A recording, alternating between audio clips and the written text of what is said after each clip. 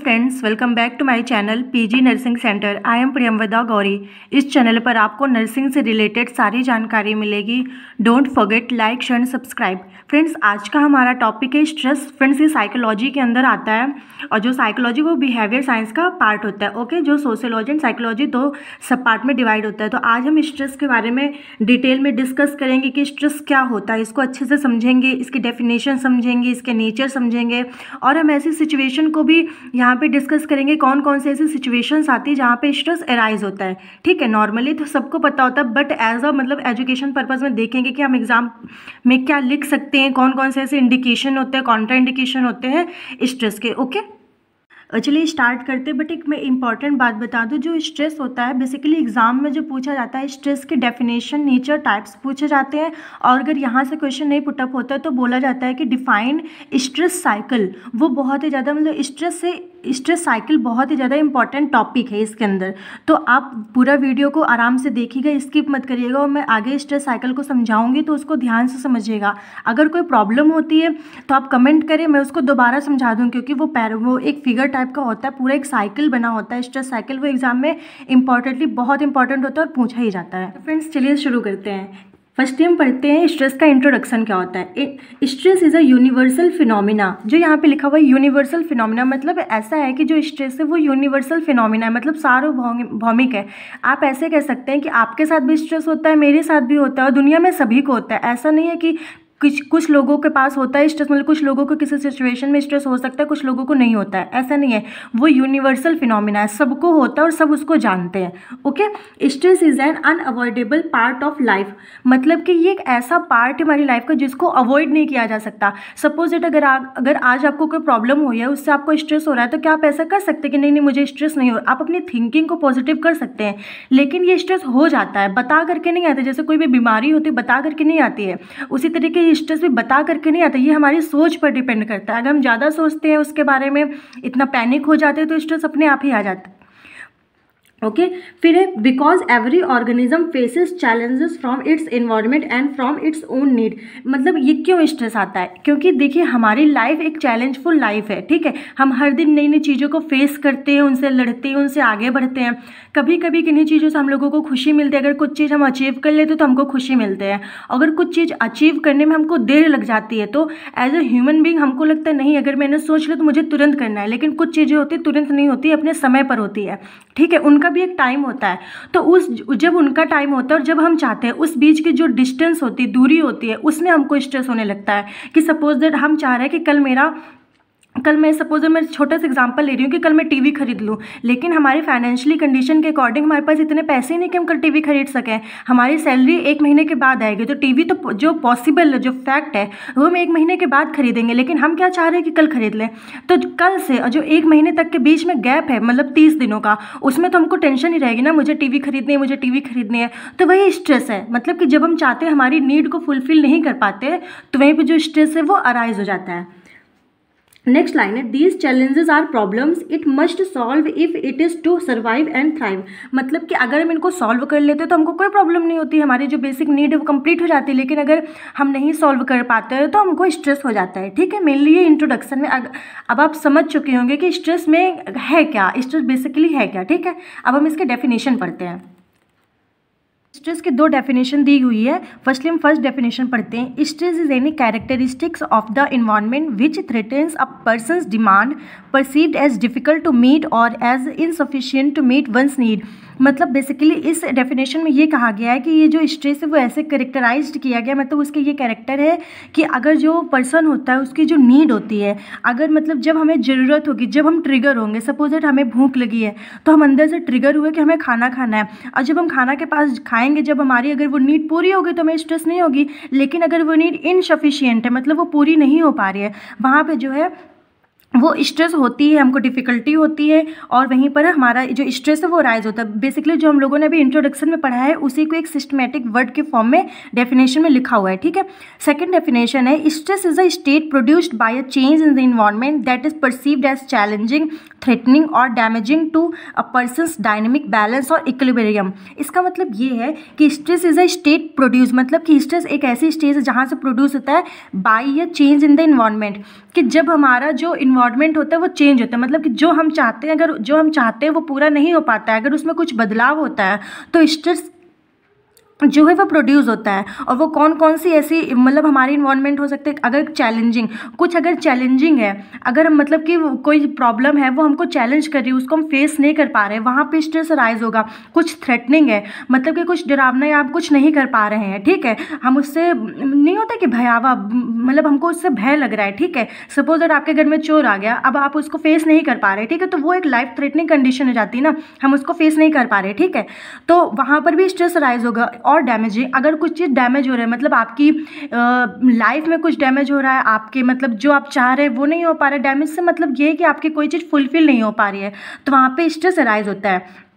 अब persons dynamic balance or equilibrium, इसका मतलब ये जो पर्सन है, जो उसकी लाइफ मेंटेन चल रही थी, उसमें अगर ये तीनों चीज़ें आती, मतलब उसको चैलेंज होता है, थ्रेटनिंग फेस करना पड़ता है, कुछ डैमेज होता है, तो उसके जो नॉर्मल लाइफ चल रही थी उसमें चेंजमेंट हुआ, और उस चेंजमेंट के कारण ही जो स्ट्रेस है वो एराइज होता है, ठीक है।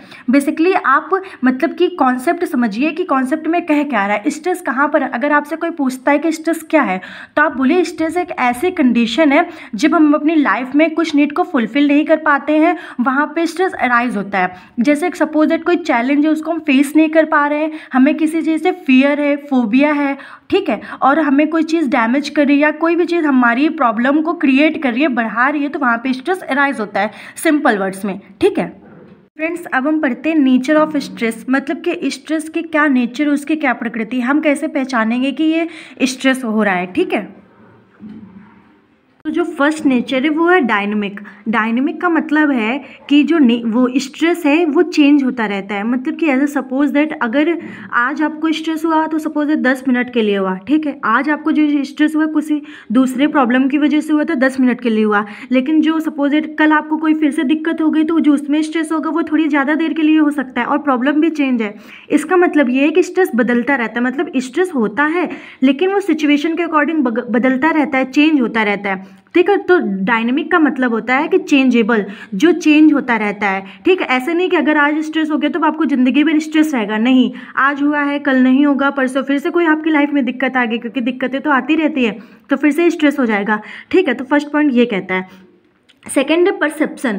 परसेप्शन को आप ऐसे समझिए, देखिए हर सबका मतलब हर इंसान का अलग अलग परसेप्शन होता है, अलग अलग पॉइंट ऑफ व्यू होता है, ठीक है। अगर सपोज दैट आपसे कहा गया खाना खा लीजिए, ठीक है, आप उसको ऐसे ले सकते हैं कि देखिए मुझे भूख लगी तो शायद इन्होंने मुझे कहा खाना खा लीजिए, लेकिन जो आपका फ्रेंड है वो ऐसे मतलब ऐसे उसको परसीव कर सकता है कि खाने में कुछ मिलाया तो नहीं है इसलिए मुझको बोल रहे हैं कि खाना खा लीजिए। मतलब देखिए दोनों इंसान है लेकिन दोनों का पॉइंट ऑफ व्यू अलग अलग है। आप उसको पॉजिटिव वे में ले रहे हैं, जो दूसरा पर्सन है उसको मतलब नेगेटिव वे में ले रहा है, ठीक है। एक ही बात के अलग अलग लोगों के अकॉर्डिंग अलग अलग नजरिए होते हैं, तो उसी के अकॉर्डिंग है कि जैसा आप परसीव करेंगे उसी के अकॉर्डिंग आपको स्ट्रेस होगा। अब आप बताइए, अगर आपने उसको पॉजिटिव परसीव किया तो आपको स्ट्रेस नहीं होगा, आपको नॉर्मल लगेगा, चलिए मैं खाना खा लेता हूँ। लेकिन जो दूसरा पर्सन है जिसने नेगेटिव लिया है उसको तो स्ट्रेस होगा ना। अब वो सोचेगा कि इन्होंने खाने में कुछ मिलाया था इसलिए मुझको बुला रही है खाना खाने के लिए। अब उसको ये टेंशन रहेगी कि क्यों मुझे मारना चाहती हैं या खाने में क्या मिलाया है। अब आप सोचिए खुद, यहाँ से स्ट्रेस एराइज हो रहा है कि नहीं, उसकी लाइफ में प्रॉब्लम आए और स्ट्रेस धीरे धीरे बढ़ रहा है। ये वही कहा गया है कि अकॉर्डिंग टू परसेप्शन है। परसेप्शन जैसा भी आपका पॉइंट ऑफ व्यू होगा उसी के अकॉर्डिंग मतलब उसी से अब जो स्ट्रेस है वो अराइज हो जाएगा, ठीक है। थर्ड पॉइंट है डिफरेंट। डिफरेंट का मतलब है कि सबका स्ट्रेस अलग अलग, जैसे अब यहाँ पे देखिए जब सबका परसेप्शन अलग है तो सबका स्ट्रेस भी तो अलग होगा। कोई स्ट्रेस को मतलब कैरी करके चल सकता है, मतलब वो स्ट्रेस को उतना हावी नहीं होने देता, लेकिन कोई कोई ऐसे लोग होते हैं उनके ऊपर स्ट्रेस हावी हो जाता है, फिर वो स्ट्रेस होता रहता, मतलब कि उनकी लाइफ में अगर स्ट्रेस एक बार आ जाता है फिर वो सोचते रहते हैं। स्ट्रेस के बाद ओवर थिंकिंग होती है, ओवर थिंकिंग के बाद यही स्ट्रेस काफ़ी जल्द मतलब क्रॉनिक स्टेज में पहुँच जाता है तो उसको डिप्रेशन में चले जाते हैं, उनको एंजाइटी हुआ करती है। तो मतलब देख रहे हैं स्ट्रेस अराइज हुआ है। स्ट्रेस एक छोटी सी प्रॉब्लम है लेकिन वो बढ़ते बढ़ते बढ़ते बढ़ते उस इंसान की लाइफ को मतलब उसको पूरा ही आइसोलेट कर चुकी है, उसको एंजाइटी होने लगी है, उसको फोबिया हो गया, वो डिप्रेशन में चला गया। अब आप सोचिए कि कितना मतलब अलग अलग लोगों के अकॉर्डिंग अलग अलग जब परसेप्शन है तो अलग अलग उसको हैंडल करने का तरीका भी है।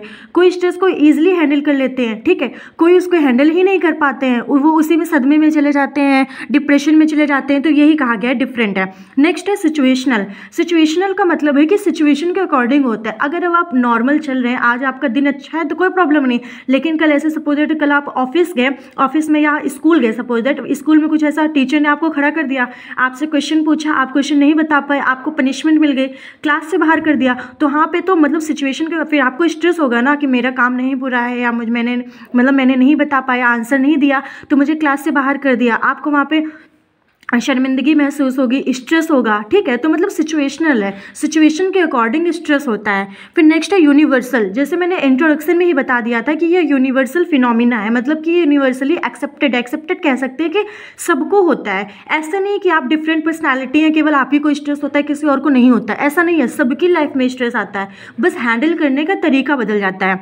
नेक्स्ट है सोशल। सोशल का मतलब जैसे वही यूनिवर्सल से आप सोशल को इंटरकनेक्टेड कर सकते हैं कि ये सबको होता है, सोशली एक्सेप्टेड है, मतलब कि पूरी दुनिया में एक समाज में अगर आप सोसाइटी में रहते हैं तो सबको होता है। फिर है नेचुरल।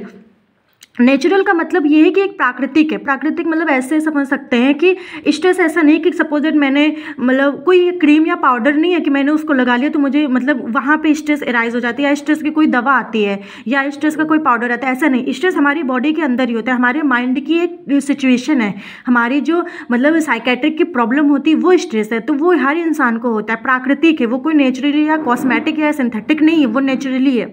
नेक्स्ट है इनेट। इनेट का मतलब बाय बर्थ होता है, ठीक है। ऐसे नहीं कि 10 साल के बाद आपको स्ट्रेस होना शुरू होता है, 10 साल एक ऐसी एज होती है कि उसके बाद ही स्ट्रेस होना शुरू होता है, नहीं, बच्चों में भी स्ट्रेस होता है। बच्चों के अगर कोई चीज़ फुलफिल नहीं करी जाती है तो कुछ लोग जिद करते हैं, कुछ बच्चे सीधे होते हैं तो वो मतलब दुखी हो जाते हैं, किसी से कुछ बात नहीं कह पाते हैं, तो ये बाय बर्थ ही सिचुएशन है, ठीक है। नेक्स्ट है अनअवॉइडेबल। जैसे मैंने अभी डेफिनेशन या शायद इंट्रोडक्शन में बताया था कि अनअवॉइडेबल है कि आप इसको अवॉइड नहीं कर सकते। अगर आपको स्ट्रेस हो रहा है तो ये होकर आप उससे बाहर नहीं जा सकते, आप उससे कॉप अप कर सकते। देखिए कॉप अप में और अवॉइड करने में बहुत डिफरेंट है। कॉप अप का मतलब है कि आप उस चीज़ से उभर रहे हैं, उसको फेस कर रहे हो, उससे लड़ रहे हैं, फिर उस चीज़ से उभर रहे हैं। और अवॉइड का मतलब कि आप बिल्कुल उसको अवॉइड कर दे रहे हैं, नहीं मैं इसको जानता ही नहीं हूँ, तो आप ऐसा नहीं कर सकते। आप इस स्ट्रेस को अवॉइड नहीं कर सकते हैं, आप उससे कॉप अप कर सकते हैं, उसको डील कर सकते हैं, ठीक है। तो ये एक जो अनअवॉइडेबल सिचुएशन है। फ्रेंड्स अब हम पढ़ते हैं टाइप्स ऑफ स्ट्रेस। तो स्ट्रेस के मेनली जो होते हैं वो 4 टाइप्स होते हैं according to their situation, okay, ठीक है। तो अब हम इसको डिटेल में आगे डिस्कस करते हैं। Stress is a part of our everyday life due to events that happens, okay. The 4 major types of stress are eustress, distress, hyperstress and hypostress that people experiences in life। इसका मतलब इस paragraph में ये कहा गया है कि जो स्ट्रेस होते हैं वो हम डेली फील करते हैं, but according to situation, according to people की जो लोग हैं वो अपनी लाइफ में क्या एक्सपीरियंस करते हैं, मतलब स्ट्रेस को किस किस टाइप से एक्सपीरियंस करते हैं, उसके अकॉर्डिंग इसको 4 मेजर टाइप्स में डिवाइड किया गया है, ठीक है। अब आप इस चार्ट को देखिए, ठीक है, इस चार्ट को ध्यान से समझिएगा, ठीक है। तो जो पहला है स्ट्रेस, स्ट्रेस का एक है हाइपर स्ट्रेस। हाइपर स्ट्रेस का मतलब होता है ओवर स्ट्रेस, मतलब कि जब बहुत ज़्यादा लोग स्ट्रेस मतलब डिप्रेशन में चले, मतलब आप इसको ऐसे कह सकते हैं कि जब स्ट्रेस बहुत ज़्यादा हो गया, हाई स्टेज हो गई स्ट्रेस की, डिप्रेशन हो गया, वहाँ पे बोलते हैं हाइपर स्ट्रेस। फिर इसी का जस्ट अपोजिट है हाइपो स्ट्रेस। हाइपो का फ्रेंड्स मतलब होता है कम, ठीक है, आप उसको लेस भी कह सकते हैं। आप इसमें लिखा हुआ है अंडर स्ट्रेस, मतलब कि इसमें कम स्ट्रेस है। यहीं पे देखिए दोनों एक दूसरे के अपोजिट है। हाइपर मतलब बहुत ज़्यादा उनको स्ट्रेस हो गया, बहुत ज़्यादा उनको मतलब कि टेंशन हो गई, या बहुत ज़्यादा वो डिप्रेस्ड हो गए, और हाइपो में वो थोड़ा कम हुए हैं। फिर इधर साइड देखिए यू स्ट्रेस एंड डिस्ट्रेस। अब यू स्ट्रेस का मतलब होता है गुड स्ट्रेस, डिस्ट्रेस का मतलब होता है बैड स्ट्रेस। अब आप यहाँ पे ये देखिए कि गुड स्ट्रेस आप इसको कैसे कहेंगे। अब आपके अंदर क्वेश्चन आएगा स्ट्रेस, स्ट्रेस तो अपने में ही एक नेगेटिव टर्म है, तो हम इसको गुड स्ट्रेस कैसे कहेंगे। तो इसका मतलब ये है, सपोज दैट कल अगर आपका एग्ज़ाम है, ठीक है, और अगर आज आप बिल्कुल फ्रीली लेटे हैं, बोल रहे हैं मन में अरे मुझे तो कोई टेंशन ही नहीं है, मुझे कोई मतलब नहीं पास हो चाहे फेल हूँ, तो ये एक टाइप का मतलब बैड है, नेगेटिव वो है ना कि आपको कल के एग्ज़ाम की चिंता नहीं है। तो वहीं पर जो दूसरे बच्चे होंगे उनके अंदर थोड़ी सी चिंता होगी कि नहीं मैं पढ़ लेता हूँ, मुझे कल का एग्ज़ाम क्लियर करना है, तो वो जो अच्छी चीज़ को अचीव करने के लिए स्ट्रेस होता है उसको बोलते हैं यू स्ट्रेस, मतलब गुड स्ट्रेस। आपको कुछ अचीव करना है, आपकी लाइफ में कुछ गोल है, उसको पाने के लिए अगर आप स्ट्रेस करते हैं तो वो अच्छा है, लेकिन हाँ ये शॉर्ट टर्म के लिए होना चाहिए। बिल्कुल ये नहीं कि स्ट्रेस इतना हो गया कि अब हम पढ़ ही नहीं रहे हैं, चुपचाप कंबल उठाया सो गए, नहीं मुझे स्ट्रेस है, मुझे पढ़ना ही नहीं, कल मेरा पेपर है। देखिए हर चीज़ की एक लिमिट होती है। अगर आपको मतलब कुछ चीज़ करनी ही है तो उसके लिए हर चीज़ लिमिटेशन में अच्छी लगती है, ठीक है। तो इसी तरीके गुड स्ट्रेस मतलब कि अच्छी चीज़ के लिए स्ट्रेस लेना, ठीक है। जैसे कहते भी हैं कि डरना भी ज़रूरी है, ठीक है। आपको एग्ज़ाम से डर भी होना ज़रूरी है, तभी तो आप उस डर को फुलफिल करने के लिए, उस डर को अवॉइड करने के लिए पढ़ाई करेंगे, ठीक है। उसी तरह बैड स्ट्रेस तो पता ही है, बैड स्ट्रेस क्या होता है। बैड स्ट्रेस को भी आप दो पार्ट में डिवाइड कर सकते हैं, जैसे एक्यूट हो गया, क्रॉनिक। एक्यूट वर्ड फ्रेंड्स कहीं भी आ जाए उसका मतलब होता है शॉर्ट टर्म या थोड़े समय के लिए, और क्रॉनिक का मतलब होता है लॉन्ग टर्म यानी लंबे समय के लिए। जब भी कोई भी चीज़ थोड़े समय के लिए होती है, आप इस किसी बीमारी को ही ले लीजिए, अगर वो थोड़ी देर के लिए हो तो आप उसको बोलेंगे एक्यूट डिजीज़, अगर वही काफ़ी लंबे समय तक के लिए हो गए तो उसको बोलते हैं क्रॉनिक डिजीज़। तो इसी तरीके से स्ट्रेस भी होता है, जो थोड़े समय के लिए होता है, कुछ टाइम के लिए होता है, उसको बोलते हैं एक्यूट टर्म स्ट्रेस, और जो लंबे समय तक हमको स्ट्रेस रहता है उसको बोलते हैं लॉन्ग टर्म स्ट्रेस। तो फ्रेंड्स अभी जितने भी हमने टाइप्स पढ़े हैं उन सबको थोड़ा थोड़ा डिटेल में डिस्कस कर लेते हैं। आप नोट्स बना रहे हो तो जैसे एग्जाम में लिखना है तो आप नंबर के अकॉर्डिंग लिखिएगा। अगर 5 नंबर का है तो उसमें एक लाइन में जैसे हेडिंग डाल के एक लाइन में उसको एक्सप्लेन भी कर देंगे तो आपको ज़्यादा नंबर मिल जाएंगे, ठीक है। तो जैसे यू स्ट्रेस का जैसे अभी हमने पढ़ा कि गुड स्ट्रेस होता है, आप इसको पॉजिटिव स्ट्रेस भी कह सकते हो, ओके, ठीक है। मैं यहाँ पे आपको केवल एक्सप्लेन करूँगी, ठीक है।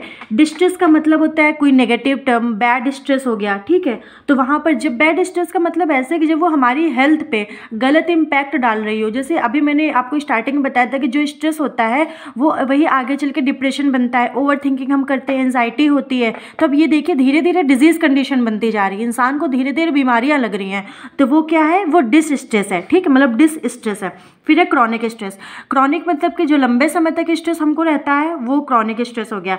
फिर है हाइपर स्ट्रेस। हाइपर स्ट्रेस को आप हाइपर एक्टिव भी कह सकते हैं, मतलब जिस स्टेज पे इंसान बहुत ज़्यादा हाइपर एक्टिव हो जाता है, बहुत ज़्यादा मतलब कि बहुत ज़्यादा दुखी हो जाता है, बहुत ज़्यादा परेशान हो जाता है, वहाँ पे होता है हाइपर स्ट्रेस, ठीक है। और ये हमारे लिए बहुत ही ज़्यादा हार्मफुल भी होता है। इसी में इंसान मतलब स्ट्रेस होगा, उसको फ्रस्ट्रेशन होगा, वो चीज़ें तोड़ने फोड़ने लगेगा, अपने आप को वो नुकसान पहुंचाएगा, तो ये बहुत ज़्यादा हार्मफुल होता है। फिर हाइपो स्ट्रेस का मतलब होता है कि लेस अमाउंट ऑफ क्वांटिटी, मतलब कि थोड़ी चीज़ है, ठीक है, मतलब कम है। It is actually opposite of hyper. देखिए जैसे मैंने पहले ही कहा, हाइपर का मतलब ज़्यादा, हाइपो का मतलब कम। It happens when a person is constantly bored, when a person experience this type of stress they are frequently listless and uninspired. जैसे हाइपो स्ट्रेस मतलब कुछ देर के लिए होता है, जैसे सपोज दैट कभी कभी हम लोग बोर होने लगते हैं तो सोचते हैं ना, अरे मैं तो कुछ करता ही नहीं हूँ, मेरी ज़िंदगी का तो कोई एम ही नहीं है, मैं ऐसे सुबह से आज लेटा हूँ, आज मैंने क्या किया। तो देखिए उस समय के लिए मतलब कुछ समय के लिए उसके माइंड में मतलब नेगेटिव फीलिंग आ रही, स्ट्रेस दिख रहा है। सपोज संडे है, आप सुबह से लेटे हैं, शाम को 5 बजे आपको याद आया, अरे मैंने तो सुबह कुछ किया ही नहीं है, मैं सुबह से लेटा हूँ, आज मैंने कुछ किया ही नहीं है, अरे मुझे होमवर्क भी कंप्लीट करना था, मैंने कुछ नहीं किया।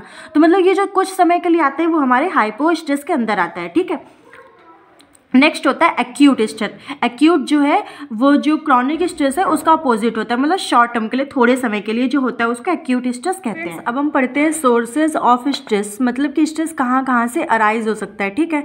तो पहला है मेजर लाइफ स्ट्रेसर, मतलब लाइफ की कुछ ऐसी प्रॉब्लम्स हो सकती हैं जहाँ से जो स्ट्रेस है वो अराइज होता है। तो पहला लाइफ से लिटिल हैसल्स, मतलब कि कोई भी लाइफ में नॉर्मली जो हमारी रूटीन लाइफ होती है, डेली जो होता है, वो कुछ ना कुछ ऐसी प्रॉब्लम्स आती रहती है, कुछ ना कुछ ऐसा हर दिन होता रहता है जिससे हमको प्रॉब्लम होती है, तो उन्हीं प्रॉब्लम को टैकल करना होता है, ठीक है। तो वही है लाइफ से लिटिल हैसल, छोटी छोटी ऐसी बाधाएं आती रहती है जिससे हमको प्रॉब्लम होती है और स्ट्रेस जनरेट होता है। नेक्स्ट है कन्फ्लिक्ट में तो नॉर्मली ये है कि स्ट्रेस तो उत्पन्न होगा ही होगा, अगर कन्फ्लिक्ट है तो वहाँ पे स्ट्रेस आएगा। कन्फ्लिक्ट का मतलब होता है उलझने, जब भी आपके बीच में कोई दो थॉट्स आपस में लड़ाई करने लगते हैं कि मुझे ये करना चाहिए, नहीं मुझे ये करना चाहिए, मुझे ये करना चाहिए, वहाँ पे स्ट्रेस अराइज होता है। नेक्स्ट है अनएम्प्लॉयमेंट, अगर इंसान बेरोजगार है, उसके पास कोई रोजगार नहीं है, वो कुछ काम नहीं कर रहा है, तो उसके पास भी स्ट्रेस होगा, वो नॉर्मली टेंशन में रहेगा इंसान। नेक्स्ट है डाइवोर्स, अगर कोई कपल है उसके बीच में मतलब उनके जो मतलब कि म्यूचुअल अंडरस्टैंडिंग है वो नहीं हो पा रही है, वो लोग डाइवोर्स कर रहे हैं, तो दोनों के दिमाग में स्ट्रेस होगा, ठीक है। फिर एंड सेपरेशन, देखिए किसी भी चीज़ से अलग होना, जैसे आप यहाँ पे डाइवोर्स बोला गया है तो इसी तरीके से बोला गया कि जो मैरिज लाइफ है, जो लोग अलग अलग रहते हैं या वो अलग होना चाहते हैं तो उनके बीच में कहीं ना कहीं कन्फ्लिक्ट्स होंगे, कहीं ना कहीं ऐसा स्ट्रेस होगा जिस वजह से मतलब कि स्ट्रेस मतलब कि उनके बीच में ऐसे मतभेद होंगे जिनकी वजह से स्ट्रेस अराइज होगा। तो ये हम लोग सिचुएशन पढ़ रहे हैं, कौन कौन सी ऐसी सिचुएशन जहाँ पे स्ट्रेस अराइज होता है और मतलब उभरता है या तो निकल करके आता है। फिर एक कैटास्ट्रोफिक इवेंट्स, इसका मतलब होता है कि आपत्तिजनक कोई ऐसे इवेंट्स हो रहे हैं। सपोज दैट कि आपके मोहल्ले में सपोज आपके मोहल्ले में जैसे आपके सपोज ऐसा मतलब वो मैं सपोज करिए सॉरी, अगर आपका पड़ोसी है उसके घर में किसी बच्चे का बर्थडे है तो बहुत तेज स्पीकर बजा रहा है, मतलब कि अगर बहुत तेज स्पीकर बजा रहा है और अगर आपको प्रॉब्लम है, आपको नहीं अच्छा लग रहा है, रात में लेट नाइट तक वो स्पीकर बजाया जा रहा है, तो इससे तो प्रॉब्लम हो रही है ना। तो ऐसे ही कि आप उसमें सहमति तो दिए नहीं कि नहीं नहीं तुम 10 बजे तक, तुम 12 बजे तक स्पीकर बजाते रहो। तो कुछ ऐसे इवेंट्स होते रहते हैं जो हम मतलब कि हमारे अकॉर्डिंग सही नहीं होते और उससे स्ट्रेस राइज होता है। ठीक है, सेकेंड है chronic societal sources of stress. कुछ ऐसे सोर्सेज होते हैं जो क्रॉनिक का मतलब हमने क्या पढ़ा था, लंबे समय तक के लिए। ठीक है, तो पहला है प्रेशर। अगर किसी चीज़ का आपको प्रेशर दिया जा रहा है, जैसे नॉर्मली स्टूडेंट में देखा जाता है जैसे जब बोर्ड एग्जाम होते हैं तो जैसे ही वो 10th में एडमिशन लेते हैं तो मम्मी पापा का जो प्रेशर होता है वो बच्चे पे बनने लगता है कि तुम्हारे इस बार बोर्ड है, मन से पढ़ाई करो, तुम्हारे इस बार बोर्ड है। वो पूरे साल भर प्रेशर झेलते हैं। तो आप सोच रहे पूरा एक साल, मतलब लॉन्ग टर्म कितना क्रॉनिक है, मतलब पूरा एक साल गया है, तो वहाँ पर भी स्ट्रेस होता है। बच्चों को बहुत ज़्यादा स्ट्रेस हो जाता है, बच्चे पैनिक हो जाते हैं। ठीक है, नेक्स्ट है फ्रस्ट्रेशन, छोटी छोटी बातें फ्रस्ट्रेशन आना। ठीक है, नेक्स्ट है इंडिविजुअल डिफरेंस।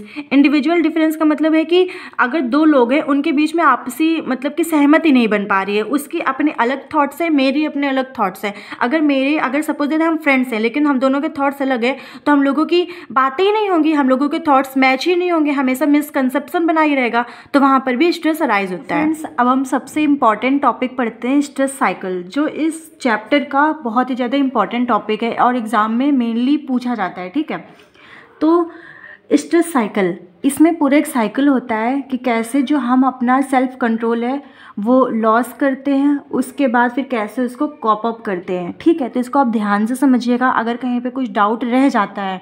ठीक है, अभी ऑनलाइन क्लास तो चल नहीं रही कि आपको तुरंत मैं आपका डाउट क्लियर कर दूंगी, तो आप अपने डाउट को कमेंट बॉक्स में बिल्कुल लिखें, मैं उसका ज़रूर रिस्पॉन्स करूँगी और मैं आपको बताऊँगी। अगर नहीं समझ में आता तो मैं दोबारा ही केवल स्ट्रेस साइकिल पर एक वीडियो अपलोड कर दूँगी। ठीक है, तो सबसे पहले हम देखते हैं इवेंट्स। देखिए, जब कोई इवेंट होता है, कोई ऐसी घटना होती है, उसी के बाद ही तो हमको मतलब स्ट्रेस होता है। तो आप इवेंट का मतलब ऐसा समझिए घटना, इवेंट का मतलब ही घटना होता है। ठीक है, तो इवेंट का मतलब हो गया घटना। अब ऐसे कौन कौन से इवेंट्स हो सकते हैं जो हमारा स्ट्रेस है वो अराइज होगा। कोई वैल्यू का मतलब ऐसे कि आप किसी चीज़ को बहुत ज़्यादा वैल्यू दे रहे हैं, बहुत ज़्यादा रिस्पेक्ट कर रहे हैं, बहुत ज़्यादा वो आपके लिए अनमोल है, वैल्यूएबल है। वो कोई इंसान भी हो सकता है, वो कोई मतलब सामान भी हो सकता है, और वो कोई आपके लिए रिश्ता भी हो सकता है। ठीक है, क्योंकि कभी कभी कोई रिश्ता आपके लिए बहुत ज़्यादा कीमती होता है। ठीक है, तो वैल्यू। सेकेंड, एक्सपेक्टेशन का मतलब होता है कि किसी से आपकी बहुत ज़्यादा उम्मीदें हो जाती हैं और जब वो आपकी उम्मीदों पर खरा नहीं उतरता है तो फिर आपको टेंशन हुआ करती है, फिर आपको स्ट्रेस होता है। तो जो फर्स्ट है वो है वैल्यू, सेकेंड एक्सपेक्टेशन। आप एक वर्ड का मतलब समझते हुए चलिएगा। ठीक है, उसके बाद आते हैं परसेप्शन का मतलब होता है पॉइंट ऑफ व्यू, आपकी अपना क्या परसेप्शन है, आपने उस बात को कैसे परसीव किया है। ठीक है, सपोज दैट मैंने अभी स्टार्टिंग में एग्जांपल दिया था खाना खाने वाला, तो ठीक है आपको याद होगा। परसेप्शन का मतलब होता है कि आप उस बात को कैसे परसीव कर रहे हैं, कैसे अडॉप्ट कर रहे हैं। ठीक है, और थॉट्स का मतलब तो सबको पता है कि विचार होता है। तो अब ये जो 4 टर्म्स लिखे हुए हैं, परसेप्शन, थॉट्स, वैल्यू, एक्सपेक्टेशन, अगर ये आपके अकॉर्डिंग नहीं होती है, जैसा आप चाह रहे हैं वैसा नहीं होता है, तो स्ट्रेस जनरेट होता है। ठीक है, अब आप इतना समझ गए। ठीक है, अब हम समझते हैं कि अब यहाँ पे हमको स्ट्रेस जनरेट हो गया। ठीक है, यहाँ पे अब लिख देते हैं प्रोड्यूस स्ट्रेस। ठीक है, इवेंट है, ये 4 ऐसे इवेंट है, इन इवेंट में हमारे अकॉर्डिंग काम नहीं हुआ। ठीक है, अब जब इन इवेंट्स में हमारे अकॉर्डिंग काम नहीं हुआ तो स्ट्रेस प्रोड्यूस हो गया। ठीक है, अब हम देखते हैं पूरी जो हमारी स्ट्रेस साइकिल है उसको। जो पहला पॉइंट होगा, पहला पॉइंट कहता है लूज का मतलब होता है कोई चीज़ खो देना। अब आप यहाँ पे क्या खो रहे हैं, अपना सेल्फ कंट्रोल खो रहे हैं। ठीक है, अब देखिए सपोज दैट हम एग्जाम्पल को लेकर के चलते हैं, आप किसी को बहुत ज़्यादा वैल्यू दे रहे हैं लेकिन सामने वाला आपको वैल्यू नहीं दे रहा है, तो आपको स्ट्रेस होगा, तो आप अपना सेल्फ कंट्रोल खोने लगेंगे, या तो आप उससे लड़ाई करके अपनी मन की जो भड़ास है उसको निकाल देंगे, या आप सामान पटकेंगे, या अपने आप को मारेंगे पीटेंगे। ठीक है, एक्सपेक्टेशन, आपकी किसी के साथ एक्सपेक्टेशन हाई है, आपने उम्मीद लगा करके बैठी थी कि वो मेरा हाल चाल पूछेगा, बट उसने ऐसा नहीं किया, तब भी आपका सेल्फ कंट्रोल लॉस होगा एक समय के बाद। तो ठीक है, तो जो फर्स्ट टर्म होती है, जो फर्स्ट स्टेप होता है, वो होता है लॉस सेल्फ कंट्रोल। ठीक है, यहाँ पे लिख देते हैं। ठीक है, तो लूज सेल्फ कंट्रोल, जो हमारा सेल्फ कंट्रोल होता है वो लॉस हो जाता है, मतलब खो जाता है। सेकेंड स्टेज आती है नेगेटिव फीलिंग। अब जब हमारा सेल्फ कंट्रोल लूज हो गया, खो गया, कि अब मेरा मतलब कि अब हम कुछ भी तबाही मचा रहे हैं, कुछ भी कर रहे हैं, उसके थोड़ी देर बाद नेगेटिव फीलिंग आने लगती है। नेगेटिव फीलिंग मतलब कि मैं सुसाइड करने जा रही हूँ, मुझे अब मरना है, मुझे उससे मैं दोस्ती ख़त्म करने जा रही हूँ, अब मुझे उससे कभी बात नहीं करनी है, मेरा इस ज़िंदगी में कोई है ही नहीं, इस दुनिया में कोई है ही नहीं। मतलब कि आपके अंदर नेगेटिव फीलिंग आ रही है, आप उतनी समय के लिए बहुत नकारात्मक सोच रहे हैं। तो सेल्फ कंट्रोल लॉस होने के बाद क्या होता है, नेगेटिव फीलिंग आती है। फिर थर्ड स्टेप आता है सेल्फ स्टीम ड्रॉप। इसका मतलब कि जो आपकी सेल्फ स्टीम होती है वो ड्रॉप हो जाती है। सेल्फ स्टीम को नॉर्मली आप ऐसे समझिए, जो सेल्फ रिस्पेक्ट है, आपका जो अपना आत्मविश्वास है, आत्मसम्मान है, वो नीचे हो जाता है। आप इमेजिन करके चलिए एक सिचुएशन। ठीक है, सबसे पहले आपने अपने गुस्सा को खो दिया, गुस्से को खो नहीं दिया, मतलब कि अपना जो सेल्फ कंट्रोल है वो खो दिया, आप कुछ भी कर रहे हैं। फिर आपके अंदर नेगेटिव फीलिंग आ रही है कि मेरा इस दुनिया में कोई नहीं है, मैं मरने जा रहा हूँ। और जब आप ये सोचेंगे मेरा इस दुनिया में कोई नहीं है, तो आपको ये लगेगा अरे मैं तो अकेला हूँ, मैं तो कुछ हूँ ही नहीं। तो आपके अंदर मतलब बहुत वैसा, मतलब कि आपके अंदर आत्मसम्मान या आत्मविश्वास रह ही नहीं जाएगा। ठीक है, तो वही ये सेल्फ स्टीम ड्रॉप्स का मतलब होता है गिर जाना। ठीक है, सेल्फ स्टीम का मतलब आप खुद, आपकी अपनी इज्जत, आपका अपना सम्मान। उसके बाद होता है रिलेशनशिप डेटोरिएट्स का मतलब होता है ब्रेक डाउन, मतलब टूट जाना। अब देखिए, अगर सामने वाले से आपकी लड़ाई हुई थी, आपने अपना गुस्सा खोया, मतलब कि गुस्सा करने लगे, आपके अंदर नेगेटिव फीलिंग आई, आपका अपना आत्मसम्मान गिरा, उसके बाद आपके उससे रिश्ते भी खराब हो जाएंगे। ठीक है, तो यही जो रिलेशनशिप है वो ब्रेक डाउन हो जाएगी, वो टूट जाएगी। आप स्टेप बाय स्टेप चलिएगा। ठीक है, कहीं नहीं समझ में आता तो बिल्कुल ज़रूर बताइएगा। ठीक है, अब आपका जो रिलेशनशिप है वो ब्रेक डाउन हो गया, टूट गया। उसके बाद ट्राई हार्डर। अब एक समय के आइए, ये मत इमेजिन करिएगा कि ये सब 5-10 मिनट के अंदर हो रहा है। ये पूरा प्रोसेस होने में कभी कभी 10 दिन लगते हैं, 1 महीने लगते हैं। ठीक है, ये 1 दिन या 1 मिनट का कोई प्रोसेस नहीं है। ठीक है, तो जब रिलेशनशिप ब्रेक डाउन हो गया, संबंध टूट गए, तो कुछ समय के बाद फिर आपको अफसोस होता है, नहीं मैंने ज़्यादा गुस्सा कर दिया था, मुझे ऐसा नहीं करना चाहिए था। तो फिर आप ट्राई हार्डर करते हैं, फिर से आप अपने सामने वाले जो आपका पार्टनर है या जो कोई भी आपका दोस्त है जिससे आपने लड़ाई करी थी, उसको फिर से मनाने चले जाते हैं कि मान जाओ मुझसे गलती हो गई, ये सब चीज़ें आप मनाने लगते हैं। ठीक है, तो मतलब आप ट्राई हार्डर करते हैं, अपने रिश्ते को फिर से बनाना चाहते हैं, फिर से बांधना चाहते हैं। अगर यहाँ पर वो कंप्लीट हो गया, मतलब आप स्ट्रेस साइकिल को, मतलब कि यहाँ पे कंप्लीट हो गया, तो ये यहीं पर रुक जाएगा, यहीं पे स्टॉप हो जाएगा। ठीक है, अगर इस पॉइंट पर आकर के आपका रिलेशनशिप या जो आपका स्ट्रेस मैनेजमेंट है वो हो गया, अब यहाँ पर अगर आपको कोई स्ट्रेस नहीं है तो यहीं पर ये प्रोसेस समाप्त हो जाएगा। लेकिन अगर फिर भी वो नहीं माना, फिर से आप अपना सेल्फ कंट्रोल खो देंगे, फिर नेगेटिव फीलिंग आएगी, फिर सेल्फ रिस्पेक्ट आपकी डाउन होगी, फिर आपका जो रिश्ता है सामने वाले से ब्रेक डाउन होगा, फिर आप कोशिश करेंगे। समझ रहे हैं, अगर कोशिश करेंगे ठीक हो गया तो ठीक हो गया, फिर वहीं से सब कुछ अच्छा चलने लगेगा। नहीं ठीक होता है, फिर से मतलब ये साइकिल चलता रहता है। आई होप कि आपको ये अच्छे से समझ में आ गया होगा। अगर फ्रेंड्स अभी भी कोई डाउट रह जाता है तो आप ज़रूर कमेंट करें। अगर आपको अच्छे से समझ में आ गया हो तो फ्रेंड्स इसके लिए भी कमेंट करें। ठीक है, थैंक यू। अब हम पढ़ते इंडिकेटर ऑफ स्ट्रेस, मतलब कि कैसे हमको पता चलेगा कि हमको स्ट्रेस हुआ है, क्या क्या मतलब कि आपको साइन एंड सिम्टम्स शो होंगे। तो पहला है फिजियोलॉजिकल साइन एंड सिम्टम्स। इसका मतलब है रिलेटेड टू बॉडी, हमारी बॉडी में कुछ ऐसा चेंजमेंट होंगे, उसके अकॉर्डिंग कुछ सिम्टम्स शो होंगे जिससे हमको पता चलेगा कि स्ट्रेस हुआ है। तो पहला इंक्रीज्ड हार्ट रेट, जो आपका हार्ट रेट है वो बढ़ जाएगा, बहुत ज़्यादा धक धक होने लगेगा। ठीक है, सेकेंड है डिक्रीज्ड यूरिनरी आउटपुट, मतलब कि जो आपका यूरिनरी आउटपुट है वो कम हो जाएगा, मतलब आप कम बार मतलब कि यूरिन पास आउट करेंगे, कम यूरिनेशन होगा। थर्ड है ड्राई माउथ, आपका जो मुंह है वो जल्दी जल्दी सूख जाएगा, मतलब मुंह सूखता रहेगा। फिर इंक्रीज मसल्स टेंशन मतलब कि जो आपकी मसल्स है उनमें खिंचाव, मांसपेशियों में खिंचाव टाइप का होगा, दर्द टाइप का होगा, ठीक है। और इंक्रीज्ड ब्लड शुगर, जो आपका ब्लड शुगर है वो इंक्रीज हो जाएगा, वो बढ़ जाएगा। तो ये सारे हमारे फिजियोलॉजिकल सिम्टम्स है जो हमारी बॉडी शो करती है जब हमको स्ट्रेस होता है। अब हम पढ़ते हैं साइकोलॉजिकल सिम्टम मतलब हमारे माइंड से रिलेटेड, हमारे ऐसे जो आंतरिक इंटरनल्स है, हमारा माइंड क्या क्या सिम्टम्स शो करेगा स्ट्रेस होने पर। पहला एंजाइटी, हमको एंजाइटी होगी, मतलब हमको घबराहट टाइप की होगी, ठीक है। आप एंजाइटी को, जो इसका सटीक वर्ड होता है सही, उसको बोलते हैं घबराहट, हमको घबराहट होगी। फियर, हमको डर लगेगा। एंगर इश्यूज तो होंगे, जैसे अभी हमने स्ट्रेस साइकिल में पढ़ा, फर्स्ट स्टेप होता है कि लूज सेल्फ कंट्रोल, तो एंगर इश्यूज होंगे। डिप्रेशन होगा। अनकॉन्शियस ईगो डिफेंस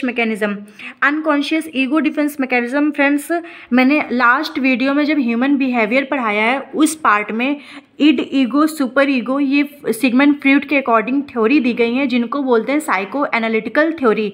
आप उस वीडियो को ध्यान से देखिएगा, वहाँ पर आपको इड, ईगो, सुपर ईगो बहुत अच्छे से समझ में आएगा। फ्रेंड्स, जो इड, ईगो, सुपर ईगो होता है ये बेसिक है। अगर आपको ये पता रहेगा कि इड, ईगो, सुपर ईगो क्या होता है तो लाइफ टाइम कहीं पर भी वर्ड आ जाएगा तो आपको कोई कन्फ्यूज़न नहीं होगा। लेकिन मैं यहाँ पर बता देती हूँ, id, ego, super ego term होती हैं, माइंड की टर्म होती हैं। जो इड होता है उसका मतलब होता है सडन प्लेजर। अगर हम कोई काम तुरंत अपनी खुशी के लिए कर देते हैं बिना उसके क्या बेनिफिट है क्या लॉस है वो देखे हुए, तो उसको बोलते हैं इड। ईगो होता है, ईगो का मतलब हम रियलिटी जानते हैं लेकिन फिर भी वो काम कर देते हैं, कि हमें पता है कि अगर हम चोरी करेंगे तो हमको पुलिस ले जाएगी लेकिन फिर भी हम चोरी कर लेते हैं। और इड, ईगो, सुपर ईगो में होता है कि जो इंसान मॉरल्स, थ्योरीज और प्रिंसिपल्स पर चलता है, जैसे जो गांधी जी ने बोला था कि अहिंसा परमो धर्म, मतलब हमारा मर जाएंगे, हम कट जाएंगे लेकिन हम अहिंसा नहीं करेंगे, वो आता है सुपर ईगो के अंदर, ठीक है। बेसिक डिफरेंस क्या है? इड का मतलब मैं यहाँ लिख देती हूँ जिससे आपको याद हो जाएगा।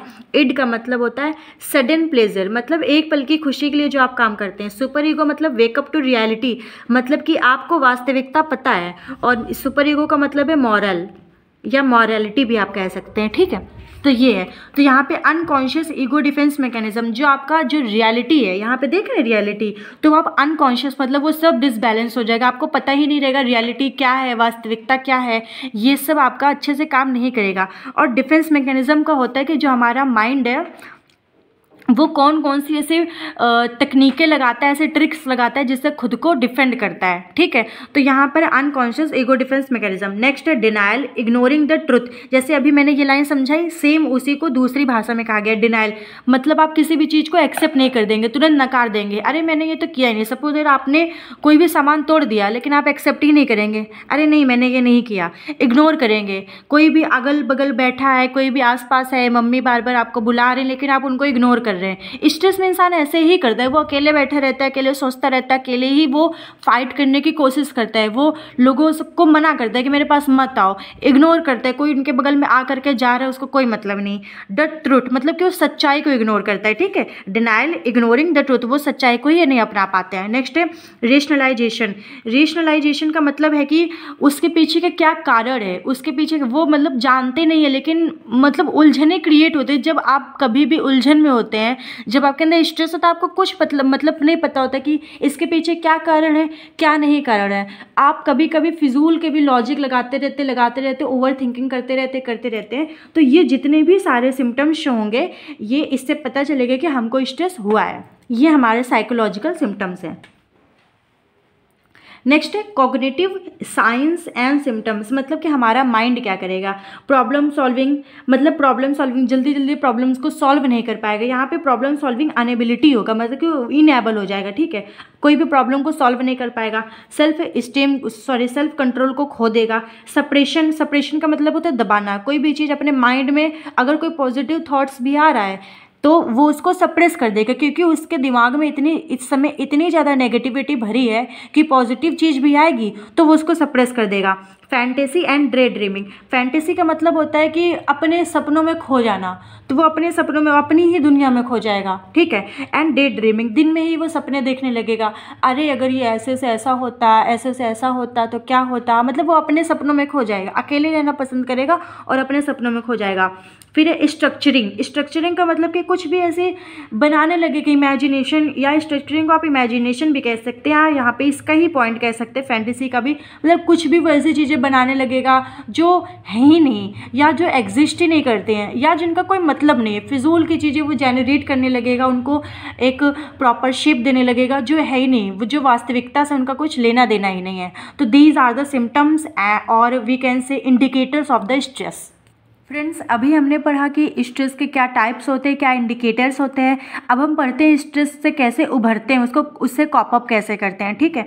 तो इसका जो पहला है वो है फिजिकल स्किल्स। ऐसे क्या क्या फिजिकल स्किल्स हैं जिनको हम यूज़ करके अपने स्ट्रेस को रिड्यूस कर सकते हैं, ठीक है। तो जो पहली है वो है ब्रीदिंग एक्सरसाइज। ब्रीदिंग एक्सरसाइज का मतलब आप लंबी लंबी सांसें लीजिए। जब भी आपको स्ट्रेस होता है तो आसपास के लोग कहते हैं या कहा ही जाता है कि लंबी सांसें लीजिए तो आपका स्ट्रेस जो है वो रिड्यूस होगा। लंबी गहरी सांसें लीजिए, ठीक है। फिर है प्रोग्रेसिव रिलैक्सेशन, मतलब कि आप मतलब कि आप आराम करिए, रिलैक्स करिए, ठीक है। प्रोग्रेसिव मतलब कि अच्छे से आराम करिए, जैसे नहीं बोलते हैं कि सुकून की नींद लो, आराम से बिना टेंशन के, बिना उसके स्ट्रेस के सोने की कोशिश कीजिए, ठीक है, बिल्कुल बिना सोचते हुए, ठीक है। कुछ भी ओवर थिंकिंग मत करिए। स्ट्रेचिंग एक्सरसाइज, अपनी बॉडी को स्ट्रेच कीजिए, एक्सरसाइज करिए पर्टिकुलरली, और योगा करिए, मेडिटेशन करिए। फिर है वॉकिंग, सुबह सुबह मॉर्निंग में 5 बजे 6 बजे उठ करके टहलने जाइए। इन सब से आपका जो स्ट्रेस है वो रिड्यूस होगा, कम होगा। हाउ टू स्लीप बेटर, अच्छे से सोने की कोशिश करिए ताकि आपको अच्छी नींद आए। अगर अच्छी नींद आएगी तो आपका माइंड फ्रेश होगा, तो स्ट्रेस अपने आप ही रिड्यूस हो जाएगा। तो ये हमारी सारी फिजिकल स्किल्स थी जिनको हम फॉलोअप कर सकते हैं। नेक्स्ट है मेंटल स्किल्स। ऐसी कौन सी दिमाग की अब हम ऐसी स्किल्स अप्लाई करें जिससे हमारा जो स्ट्रेस है वो रिड्यूस हो। तो पहला है मेडिटेशन। मेडिटेशन का मतलब कि भाई ध्यान करिए, योगा करिए, थोड़ी देर अपने दिमाग को कंसंट्रेट करिए ताकि सही जगह लग सके, तो स्ट्रेस आपको नहीं होगा। सेकेंड है fill the mind with positivity. देखिए स्ट्रेस में होता है कि आपके अंदर नेगेटिविटी होती है, ओवर थिंकिंग होती है, तो उसको असाइड करके पॉजिटिव थॉट्स से, पॉजिटिव चीज़ों से, पॉजिटिव लोगों से बातें करके, पॉजिटिव दोस्तों के साथ रह करके आप अपने माइंड को फुलफिल करिए। सेकेंड है सोशल, सोशली बनिए, लोगों से बात करिए। डाइवर्जनल, डाइवर्जनल का मतलब कि डाइवर्ट होइए। अगर आपका माइंड यहाँ पे सपोज आप मतलब कि कोई काम कर रहे हैं, वहाँ पे आपको स्ट्रेस हो रहा है तो उस काम को छोड़ दीजिए, दूसरा काम करने लगिए, ठीक है। तो ये डाइवर्जनल, अगर आप बैठे हैं, आपको वन थिंकिंग हो रही है तो आप गाने सुनने लगिए, कोई भी ऐसी डाइवर्जनल थेरेपी का यूज़ कर सकते हैं। नेक्स्ट है स्पिरिचुअल स्किल्स। भगवान में मन लगाइए, भगवान की पूजा करिए, आराधना करिए, प्रे करिए, तो भी आपका जो स्ट्रेस है वो रिड्यूस होगा। फ्रेंड्स, अब हम पढ़ते हैं control of stress in 12 easy steps. ऐसे कौन से 12 इजी स्टेप्स हैं जिनको हम फॉलो करके अपने स्ट्रेस को कंट्रोल कर सकते हैं, ठीक है। तो पहला है प्लान योर टाइम वेल। अपने टाइम को अच्छे से मैनेज करें। हमें इस टाइम पे क्या करना है, आप अपना एक टाइम टेबल बनाइए, उसको अच्छे से मैनेज करिए, ठीक है। फिर है spread out the changes in your life. मतलब spread out the changes in your life, हर दिन मतलब कि चेंज करिए। जैसे अगर आपने कुछ किया आज, जैसे आप होता ही है कि कोई भी काम बार बार करके उससे इंसान बोर होने लगता है, तो कुछ अलग कीजिए। डेली रूटीन से टाइम निकाल के, अगर आपको पसंद है म्यूज़िक करना, मतलब गाना गाना पसंद है, सिंगिंग करना, तो आप गाना गाइए। ड्राइंग करना पसंद है तो आप ड्राइंग करिए। खेलना आपको पसंद है तो थोड़ा सा खेलिए। मतलब अपनी लाइफ में थोड़ा सा चेंज लाइए, जिससे आपका माइंड भी अच्छा रहेगा, आपके अंदर पॉजिटिविटी भी रहेगी और आप खुश भी रहेंगे, ठीक है।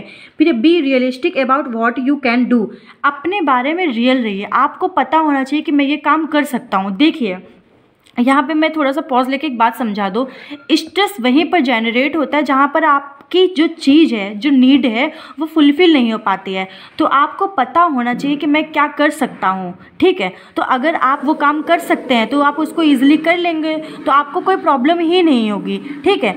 स्ट्रेस वहीं पर आएगा जब आप उस काम को कर ही नहीं पाएंगे। तो यहाँ पर बी रियलिस्टिक, आप रियल रहिए, अपने बारे में जानिए कि आप क्या कर सकते हैं, ठीक है। तो आपको स्ट्रेस नहीं होगा। मेक डिसीजन वाइजली, अपने जो डिसीजन है वो बुद्धिमत्ता के साथ बनाइए, मतलब सही डिसीजन लीजिए। जो प्रॉब्लम है उसी के अकॉर्डिंग डिसीजन लीजिए, ठीक है। डिसीजन मेकिंग में आप अच्छे होने चाहिए। Learn to like yourself, अपने आप को पसंद करिए, ठीक है। आप सबसे पहले यही होता है कि लव टू योर सेल्फ, अगर आप खुद को प्यार करते हैं तभी आप दूसरे को भी प्यार कर पाएंगे। तो सबसे पहले खुद को पसंद कीजिए। अगर आप खुद को नहीं पसंद करेंगे तो दूसरे इंसान से आप कैसे एक्सपेक्ट कर सकते हैं कि दूसरा आपको पसंद करे, ठीक है। तो सबसे पहले खुद को पसंद कीजिए। थिंक पॉजिटिव, पॉजिटिव सोचें। शेयर योर प्रॉब्लम्स, बोलते हैं दुख बांटने से कम होता है, तो अपने प्रॉब्लम्स को शेयर करिए, अपने मन की भड़ास को निकालिए। अगर आपका मन हल्का होगा तो स्ट्रेस अपने आप ही रिड्यूस हो जाएगा, वो क्रॉनिक हो ही नहीं पाएगा। Next, build a happy family. Build a happy family मतलब कि अपने फैमिली के साथ खुश रहिए, उनके साथ बैठिए, उनसे बातें कीजिए, साथ में डिनर कीजिए। Next, make some times for yourself, और यहाँ पे कहा गया कि अपने लिए भी कुछ समय निकालिए, अपने बारे में सोचिए कि मैं क्या चाहता हूँ, मैं क्या करना चाहती हूँ, या मैं जो आजकल कर रही हूँ या जो मेरे साथ हो रहा है वो सही है कि नहीं। अगर अपनी लाइफ में आप कोई चेंजमेंट चाहते हैं तो वो चेंजमेंट भी कीजिए, मतलब कि अपने लिए थोड़ा सा समय निकालिए। फिर है learn some relaxation technique. Relaxation technique का मतलब ये है कि ऐसी मतलब कि टेक्निक्स फॉलो कीजिए जिससे आपको रिलैक्स मिलते हैं, जिससे आपको सुकून मिलता है। जैसे नहीं होता है कि किसी को सुबह सुबह टहलने में, एक जगह बाग बगीचे में बैठने में, ठंडी हवा को फील करने में जो सुकून मिलता है वो कहीं नहीं मिलता। तो आप पहचानिए कि आपको सुकून कहाँ मिल रहा है, किसके साथ आपको सुकून मिल रहा है। अगर आपको शांति से अकेले बैठने में सुकून मिल रहा है तो आप वो करिए, आराम से सोइए, पूरी नींद लीजिए, ठीक है। कीप हेल्दी, खुद को स्वस्थ रखिए, अच्छी डाइट फॉलो कीजिए। जब आप खुद को स्वस्थ रखेंगे तो आपकी कोई शारीरिक बीमारी नहीं होगी, तो कम चांसेस आपको मेंटली डिजीज होने की, ठीक है। मेक फ्रेंड, दोस्त बनाइए। दोस्त बनाना लाइफ में बहुत ज़रूरी होता है ताकि आप अपने मन के प्रॉब्लम को शेयर कर सकें, ठीक है। तो अपने फ्रेंड्स बनाइए, उनसे बातें करिए, अपनी प्रॉब्लम को सुनिए, उनकी प्रॉब्लम को सुनिए, तो इससे आपके जो माइंड में जो इतना बर्डन है वो कम होगा। फ्रेंड्स, यहीं से हमारा टॉपिक ख़त्म होता है। आज हमने पढ़ा स्ट्रेस के बारे में, इसकी डेफिनेशन पढ़ा, इसके टाइप्स पढ़े, नेचर पढ़े, और मेनली हम लोगों ने स्ट्रेस साइकिल को डिस्कस किया, इंडिकेटर्स भी पढ़े, और पढ़ा कि हम इससे कैसे कॉप अप कर सकते हैं। आई होप कि आपको ये वीडियो समझ में आया होगा। अगर कोई डाउट रह जाता है तो आप कमेंट जरूर करें। और फ्रेंड्स, एक कमेंट और कर दें कि आप नेक्स्ट वीडियो किस टॉपिक पर चाहते हैं, आप कौन सा टॉपिक पढ़ना चाहते हैं, उस टॉपिक को कमेंट कर दीजिए, मैं उस पर ही वीडियो बनाऊंगी, ओके। क्योंकि जो आपकी नीड है उसी के अकॉर्डिंग मैं सोच रही हूँ कि वो नोट्स आपको प्रोवाइड करूँ, जिससे आपको भी कम्फर्ट होगा और मुझे भी कम्फर्ट होगा। आई होप कि आपको ये वीडियो पसंद आया होगा। वीडियो पसंद आया हो तो वीडियो को लाइक करें, चैनल को सब्सक्राइब करें, अपने फ्रेंड्स के साथ शेयर करें। Thank you so much for watching.